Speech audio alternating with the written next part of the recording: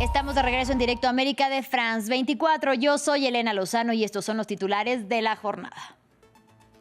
La libertad avanza del presidente de Argentina, Javier Milei, obtuvo una victoria contundente frente al peronismo. En las elecciones legislativas nacionales de medio término, se quedó con más del 40% de los votos. Su homólogo estadounidense, Donald Trump, lo felicitó y aseguró que está haciendo un excelente trabajo.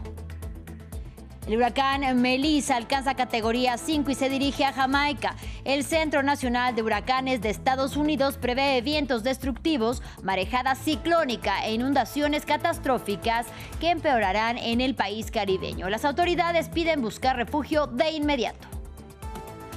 Donald Trump sigue su gira en Asia. Ya está en Japón, donde se reunió con el emperador Naruhito. El presidente de Estados Unidos sostendrá el martes un encuentro con la nueva primera ministra japonesa, Sanae Takaichi, con quien abordará temas como el comercio y la defensa. Israel intensifica en tanto sus ataques en el sur y el este del Líbano. Los bombardeos han causado la muerte de altos mandos del grupo chiita Hezbollah. En este contexto, la enviada especial de Estados Unidos llega al Líbano en medio de temores de que Israel desate una nueva guerra. Y lo vemos en breve en el hecho del día. Primero, las noticias.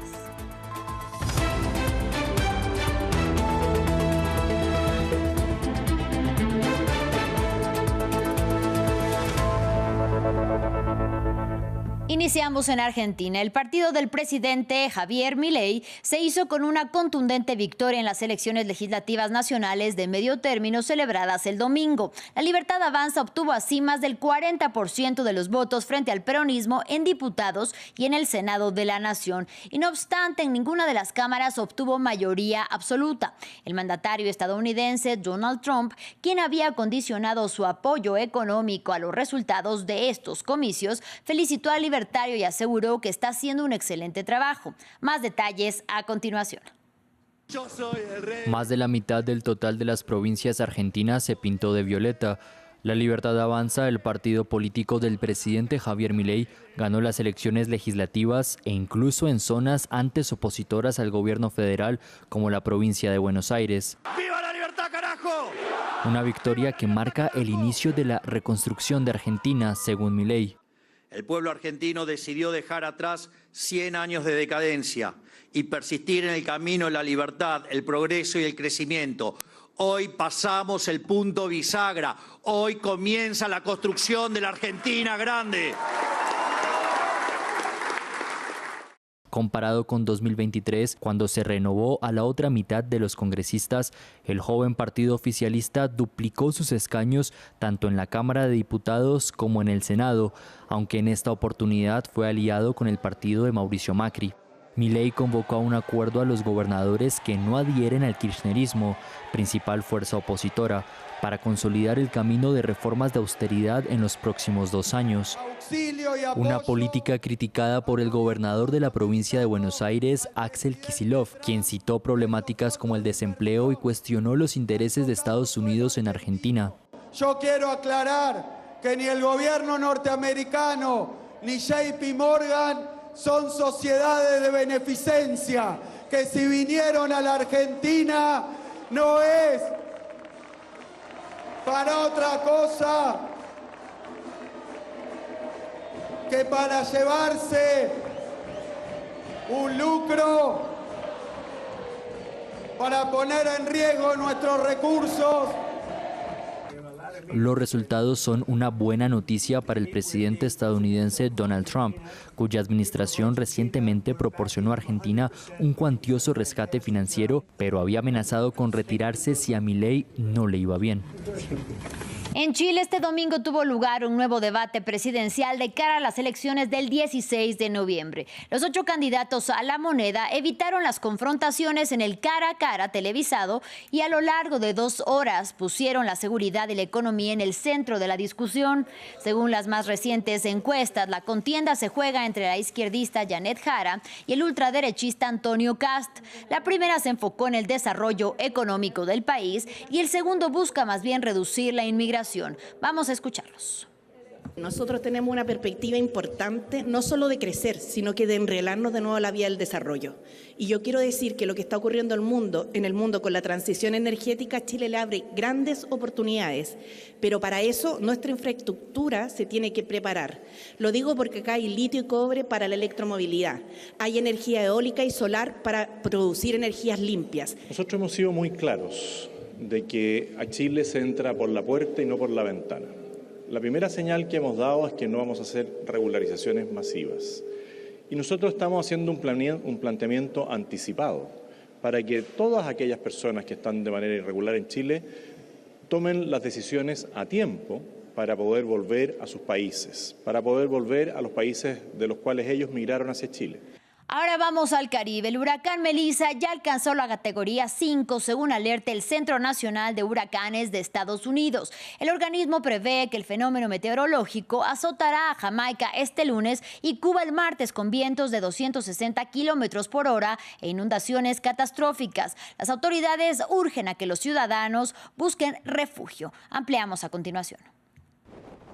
Fuertes olas ya rompen en la costa de Jamaica, donde el viento sopla con fuerza. En toda la isla, los habitantes se preparan para enfrentarse al huracán Melissa y protegen sus hogares y negocios lo mejor que pueden.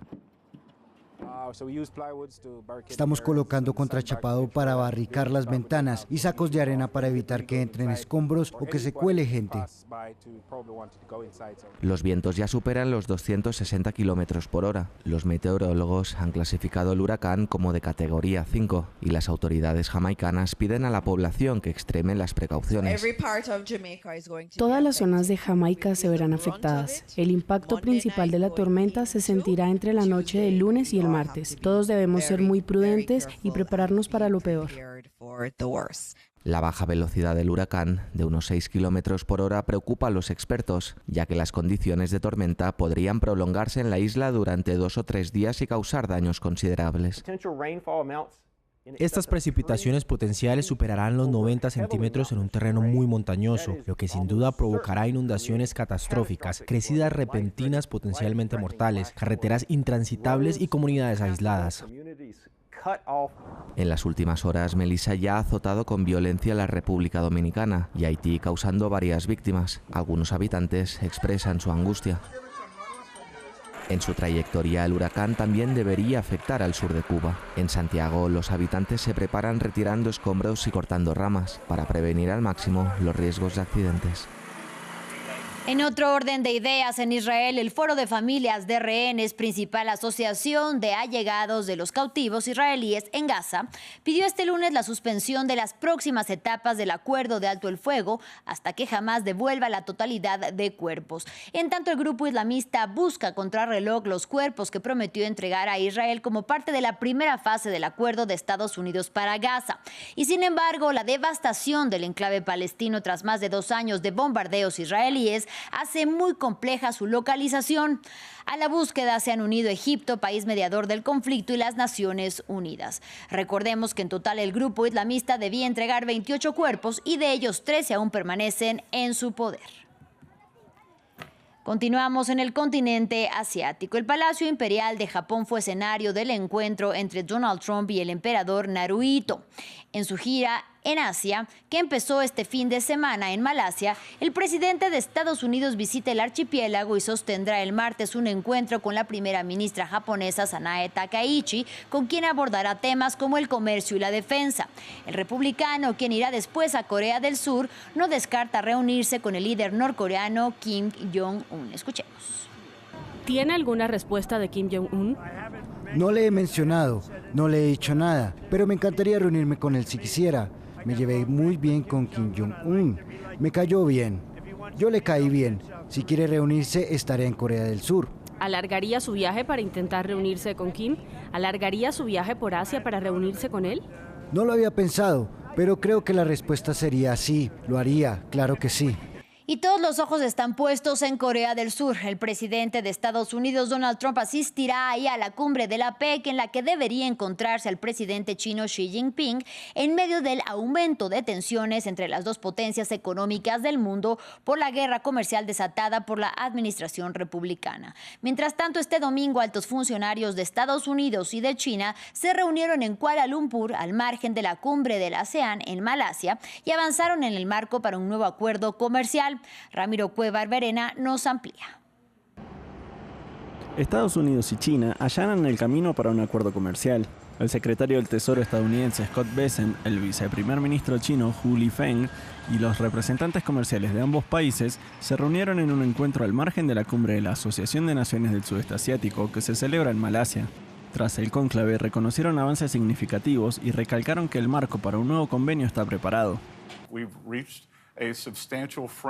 Creo que hemos alcanzado un marco sustancial para los dos líderes que se reunirán en Corea del Sur el próximo jueves. El presidente me dio la máxima influencia al amenazar con aranceles del 100% si China imponía sus controles globales a la exportación de tierras raras. Creo que lo hemos visto y así se evitarán los aranceles. Se abordaron numerosos temas, entre ellos los controles de exportación entre ambas partes, la prolongación de los aranceles recíprocos, los aranceles al fentanilo y la cooperación para prohibir su producción. La expansión del comercio entre ambos países y las medidas relacionadas con los aranceles de la sección 301 de Estados Unidos sobre buques, entre otros. El presidente estadounidense Donald Trump y su homólogo chino Xi Jinping se reunirán el próximo jueves en Corea del Sur, último día de la gira del norteamericano en Asia. Allí se aguarda que los líderes de las dos economías más grandes del mundo cierren el pacto y desescalen la tensión económica que se suscitó en los últimos meses. Seguimos en el continente africano. A sus 92 años, Paul Biya logró su reelección en las presidenciales de Camerún. Según los resultados oficiales anunciados este lunes por el Consejo Constitucional, logró su octavo mandato con el 53,66% de los votos. Biya lleva en el poder más de 4 décadas y el anuncio llega tras días de protestas encabezadas por simpatizantes de la oposición que exigían resultados electorales que han calificado como creíbles. Veamos quién es este nonagenario presidente.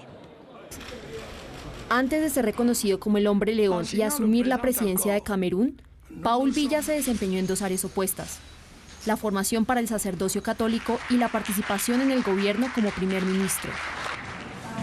Pero fue la renuncia del primer presidente que tuvo el país camerunés la que lo consolidó definitivamente en el cargo que ejerció por más de 40 años. Ni los intentos de golpe de Estado, los escándalos de corrupción, así como tampoco la crisis generada por el conflicto del Camerún angloparlante, fueron suficientes para ver un cambio de liderazgo en la nación africana.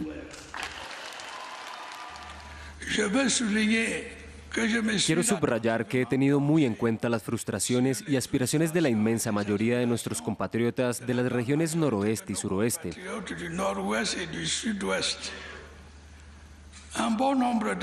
Un buen número de respuestas a sus preocupaciones y aspiraciones se ofrecerán como parte de la aceleración del actual proceso de descentralización. Sus seguidores evalúan su administración positivamente, atribuyéndole logros de infraestructura en el país. Pero diferentes sectores de la sociedad civil y la oposición argumentan que durante sus años en el poder fue el momento en el cual la corrupción se generalizó. 40 años de renovación son también muchos años de corrupción, de lucha contra la corrupción, porque hay que recordar que Camerún ha ocupado en varias ocasiones la cabeza o la clasificación de los países más corruptos del mundo. El proyecto de periodismo sobre el crimen organizado y corrupción estima que hasta 2018 Biya había destinado el aproximado de 4 años y medio en viajes privados. Su destino, Ginebra, convirtiendo así al lujoso Hotel Intercontinental en su segundo Palacio de la Unidad a la distancia. Vamos con el hecho del día. Israel continúa atacando Líbano pese al cese el fuego vigente desde noviembre del 2024. Tel Aviv ha intensificado en las últimas semanas sus ataques al sur y este de Líbano contra el grupo chiita Hezbollah y cuyos altos mandos ha asesinado.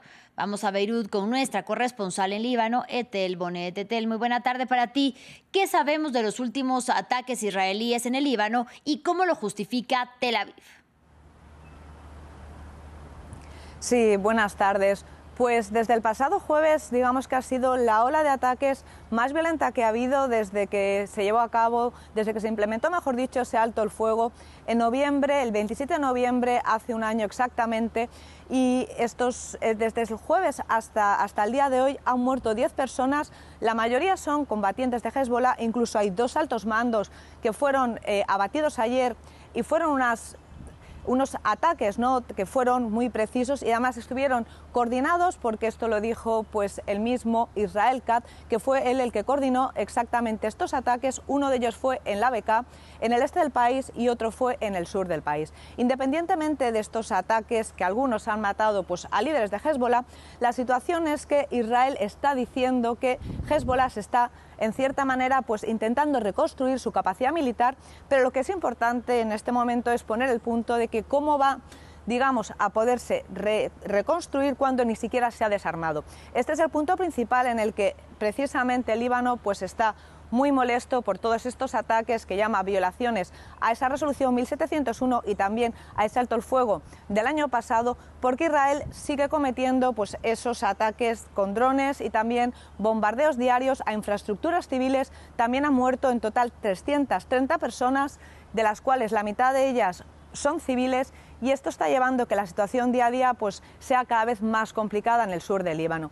Ayer también pues hubo un pequeño ataque que fue al final pues menor, digamos, contra lo que son las fuerzas de los cascos azules, conocidos como FINUL, después de que hubiera un dron que estaba sobrevolando. Israel dice que era simplemente pues un sobrevuelo habitual, pero por parte de las fuerzas de paz de la ONU decían precisamente que fue muy violento y por eso abatieron ese dron. A todo esto, pues hoy tenemos aquí a la que es la enviada especial estadounidense, Morgan Ortagus, que viene directamente de Tel Aviv después de haber estado allí el fin de semana, y ahora pues va a hablar con la otra contraparte, en este caso pues con las autoridades libanesas, y en estos días es una visita de 3 días desde hoy hasta el próximo miércoles, donde va a hablar pues primero con el presidente, también con el primer ministro, con los altos funcionarios de aquí del Líbano, y lo más importante es con ese comité que está supervisando el alto el fuego y que está pues coordinado por el coronel estadounidense que se llama Greenfield Yusuf. Él, junto con Morgan Ortagus, en estos días pues van a llevar y van a volver a ver esas violaciones del alto el fuego, que también van a haber más reuniones esta semana con altos funcionarios estadounidenses y de otros países. Justamente esta reunión se da en el marco de la preocupación o preocupaciones de Estados Unidos de que esta guerra nuevamente se intensifique o se estalle entre Israel y Hezbollah. ¿Podrían evitar nuevos ataques con estas visitas estadounidenses? Sí, aparte de esta reunión con Morgan Ortagus, que ya hemos comentado que van a ser durante 3 días, mañana está previsto que venga también al país el que es el jefe de la inteligencia egipcia, Qassam Rashid, y también el próximo jueves va a venir el que es ahora mismo que está de embajador de Turquía, el embajador turco, quiero decir, el embajador estadounidense en Turquía, que es Barak, que también está llevando en parte pues todo lo que es esta parte del alto el fuego aquí en el Líbano y con Israel.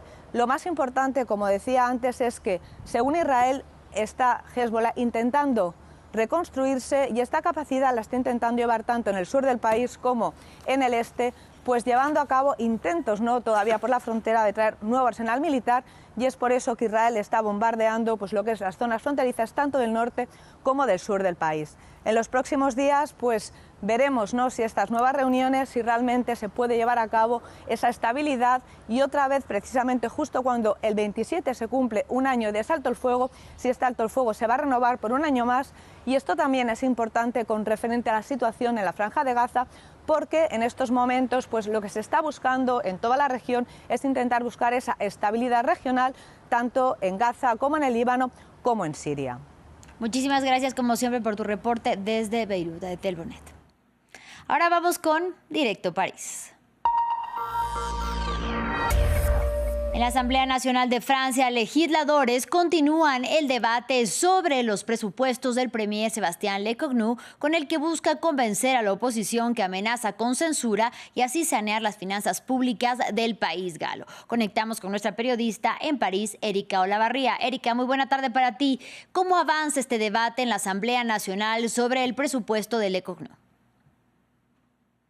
Hola Elena, avanza de manera muy complicada ya que continúa, como tú bien decías, la discusión sobre ese presupuesto del Estado, muy polémico. En ese sentido, el Partido Socialista, que recordemos es el partido que no votó la censura de Sébastien Lecornu y lo salvó a ese segundo gobierno Lecornu, había puesto primero como condición que se suspendiera la reforma de las jubilaciones, pero ahora está poniendo su otra condición y es que se grave a los más ricos de este país, la conocida tasa Zuckman, que recordemos debe gravar las riquezas de más de 100 millones de euros en un 2%, pero el Partido Socialista está proponiendo una versión liviana, dicen ellos, que grava un 3% a las riquezas, eso sí, de más de 10 millones de euros, pero propone dejar fuera a lo que son empresas familiares y a las startups. Esto no gusta ni a Gabriel Zuckman, el economista que había propuesto este impuesto, ni obviamente al gobierno que se ha opuesto desde un primer momento con Emmanuel Macron a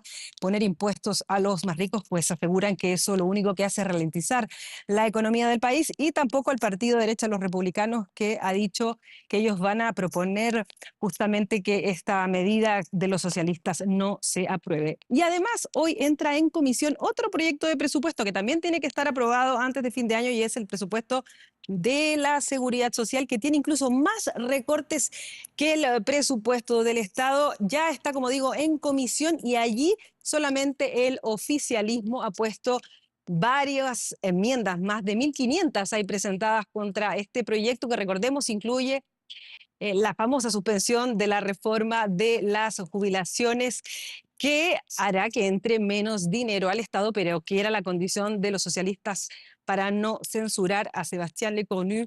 La derecha ha dicho que va a proponer que se deje sin efecto esa suspensión, y si eso ocurre, Gérard Larcher, que es el presidente del Senado que pertenece al partido de derecha, los republicanos, ha dicho que ellos en el Senado, que es de mayoría derecha, van a apoyar ese retiro de la suspensión de la reforma de las jubilaciones. Así que el camino no parece fácil. Recordemos que ese presupuesto de la Seguridad Social es muy polémico, pues toma varias medidas que son contra las personas y que han hecho famoso este sistema social francés, como por ejemplo es que sea menor el reembolso de medicamentos y de las consultas a los médicos, que se grave más a los doctores. En fin, han reclamado ya los hospitales y también las asociaciones de pacientes. Erika, y en otros temas, ¿cómo avanzan las investigaciones y también los arrestos en torno al robo del museo más visitado del mundo? ¿Ya hay rastro quizá de las joyas reales? Todavía no, Elena, no hay rastros. Recordemos que 2 personas fueron detenidas este fin de semana, eso gracias a los rastros que ellos dejaron en esa galería Apolón del Museo del Louvre, del que robaron 8 joyas de la corona, el robo del siglo. Una de esas personas fue detenida en el aeropuerto Charles de Gaulle cuando se disponía a dejar el país rumbo a Argelia. Fueron justamente los restos de ADN que dejaron en el museo, ya sea en una chaqueta, en un chaleco amarillo, en la lima que usaron para romper las vitrinas donde estaban estas joyas, un casco de moto, e incluso en todo el material que habían utilizado para intentar quemar la escalera esta de mudanzas, que finalmente no pudieron quemar. Eso permitió que las autoridades detuvieran a 2 personas, siguen 2 todavía prófugos, y también las joyas no aparecen, y lo que da miedo a los expertos es que, como son tan conocidas, lo más probable es que se vendan, por una parte, las piedras preciosas y por otro lado puedan fundirse los metales, lo que haría que definitivamente se pierda el rastro. Sin embargo, dicen los expertos que esa es una medida muy complicada que justamente requiere de personas que conozcan del oficio y esperan y confían en que nadie se preste a eso, a retirar esas piedras preciosas y a fundir esos metales para que se puedan vender por separado. Mientras tanto, recordemos que hubo un informe bastante duro de la Corte de Cuentas, Cour des Comptes francés, por eso que se presta para la confusión, en que se pone de relieve las insuficiencias que había en materia de seguridad en esa sala del Louvre y en otras también donde se guardan tesoros importantes, pues hoy los responsables de varios museos alrededor del mundo han dicho que los museos no son, en una tribuna publicada en el diario Le Monde, no son cajas fuertes, que la idea justamente de un museo es abrir la cultura a todo el mundo, que son instituciones que por definición son abiertas, que no se van a transformar en una institución cerrada y que en ese sentido expresan su solidaridad con las autoridades del Museo del Louvre y con este museo, el más importante del mundo, que ahora ha sido víctima de este robo. Muchísimas gracias, Erika Olavarría. Un saludo hasta París. Y gracias a ustedes por su compañía. En breve, más información aquí en France 24. No se vayan.